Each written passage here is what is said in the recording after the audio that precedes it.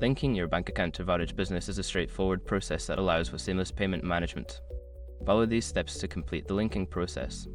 Step 1. Log into your Vonage Business account. Visit the Vonage Business website and log into your account using your credentials. Make sure you have administrative access to perform account changes.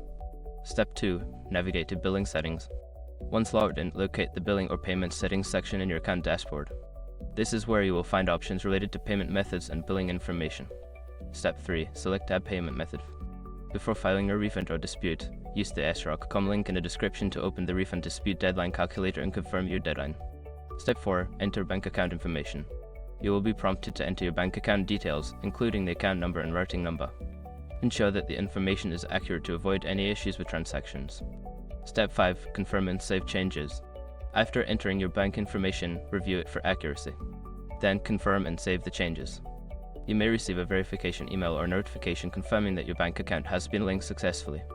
By following these steps, you can easily link your bank account to your Vonage business account, ensuring smooth payment processing for your services.